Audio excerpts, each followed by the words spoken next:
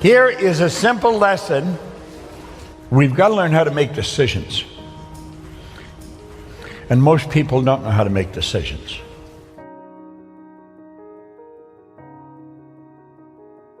This is not a statement of theory. This is a fact. I was doing this when I was cleaning floors. No education. I didn't know how to run a business. This is powerful stuff. That's why successful people make decisions so fast. They know what they want. Let those lines represent levels of vibration. Every frequency is connected to the one above and the one below. They're all connected. There's no line of demarcation where one frequency stops and another starts. They're all connected and they're all together. Think of this. That's my phone. That represents my phone. This represents your phone. If I want to talk to you on your phone, I've got to get on your frequency. The second I'm on your frequency, you and I are connected. It doesn't matter where you are in the world. If I dial your number, boom, like that, I'm connected to you.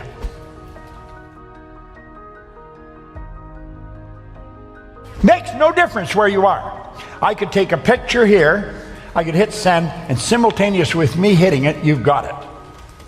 There's a great lesson here for us. We seem to have a basic understanding of this. I think what I'm saying here, everyone in the room understands this when we're using our phones. However, when it comes to life, we get lost.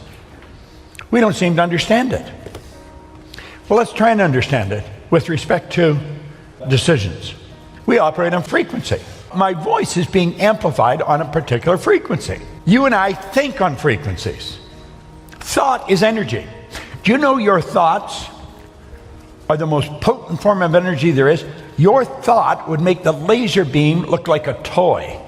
You'll have a friend a long ways away from you, and you're thinking about them a lot, and damn if the phone doesn't ring, it's them. You see, you're thinking, your thoughts activated cells in their brain, that got them thinking of you, and they phoned you. We do this all the time, okay? Now, let's suppose this is the frequency that you're thinking on. If that's the frequency you're thinking on, that's going to dictate the results that you get. The results you get are nothing but the manifestation of your own thinking. We become what we think about. That is the one point that every great leader has agreed on. They've disagreed in virtually every other idea, but that one, we become what we think about. Now let's clearly understand, nothing is created or destroyed. All science and all theology teach that. All the ideas, it's all the knowledge there ever was or ever will be is omnipresent. It's all here. We didn't have to get it. We've already got it. What we got to do is tune into it. So let's say that's where we want to go. This is where I am. That's where I want to go. How do I get there? Well, I'll say I'm going to do that. This is where the average person is thinking. You can relate to that. I'm going to do that as soon as the kids are out of school. That's not going to do it. I'm going to start my own business as soon as I get the money. And you know, you do that, and pretty soon the decision fades, and then the goal fades. Why? Well, you didn't get the money, so you couldn't do it.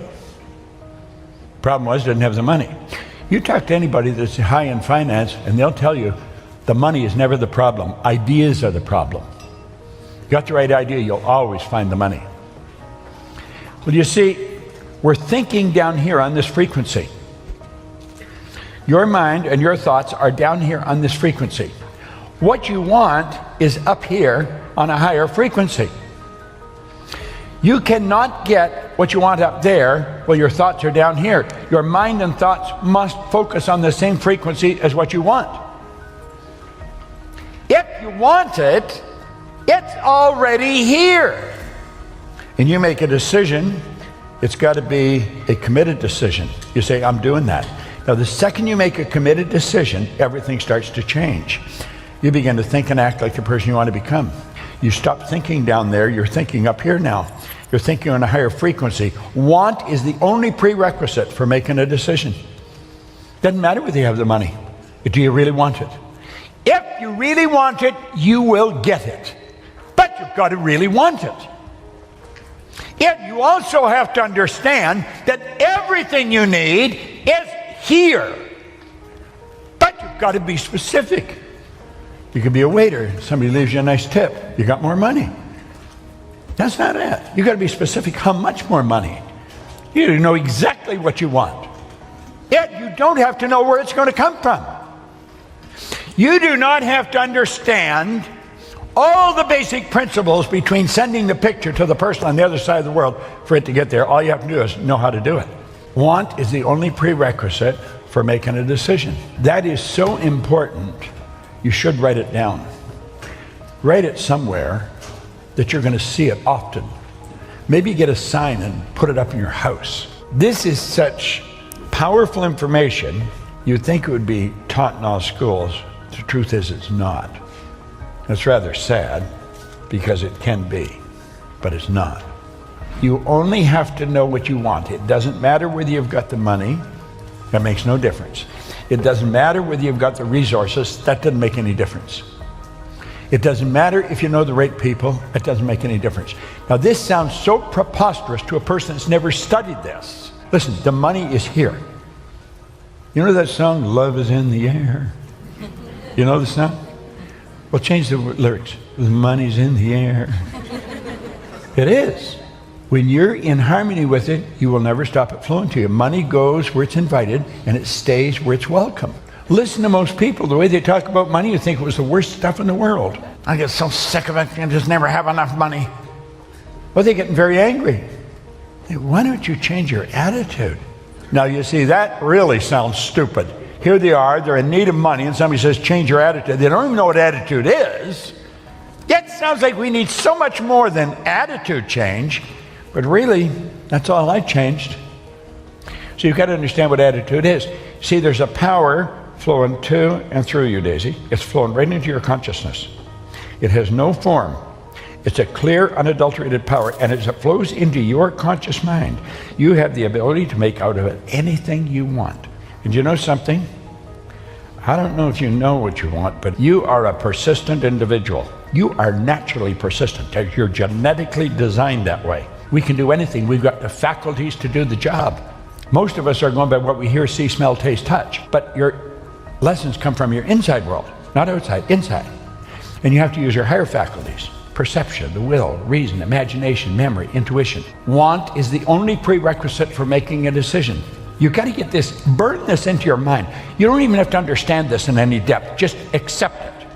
If you really want it, that's all you need. You don't need the money. You don't need to know how you're going to get it. You don't need to know any of that stuff. But you've got to really want it. You've done this. You've done this in different times, not really understanding what you've done. Look at this. Paradigms in Cybernetics. Anybody that's read Psycho-Cybernetics was written by Napoleon Hill. It is so good. Cybernetics is the science of control and communication in the animal and some machines. Cybernetic controls your thermostat, or the thermostat controls the house. The cybernetic system's in the thermostat. It'll change the temperature of the house. It'll turn the heat on, turn it off, turn the air on, turn it off. Automatically, when you deviate from the set goal. Goal's maybe to have the house at 69 or 70. It'll hold it at that. If somebody leaves the door open, it gets too hot or too cold, the thermostat will shift it. It'll change the air conditioning or the furnace. It's all done automatic. Well, your paradigm is like a thermostat. It's like a cybernetic system. Paradigms and cybernetics are both control systems. They operate essentially on the same principle. Both maintain a definite course of action and will not deviate from the course that has been established. Well, most people's paradigm has them working toward a bad end. Most people's paradigm has them working toward debt. Most people's paradigm has them working towards dumb jobs.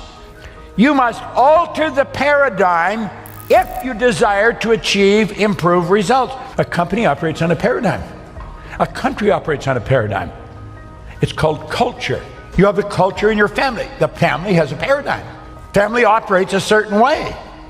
Well, this is something the family always does. And if one of the kids wants to go off, what the hell are you doing? We've always done this. It's a family. Oh. Let me let you in on a secret, Dad. I'm changing the paradigm. You got to be strong, but if you're going to be strong, you got to be aware. Awareness is power. We want to become aware. School focuses on the intellect. the degree. Be able to shape your future. You have to be willing and able to change your paradigm. Always be under construction. Always. Should never be satisfied with where you are. When I was a little kid, Grandma always told me I should be satisfied. Grandma was wrong. She was like an angel of God, a dear little old woman, but she was wrong.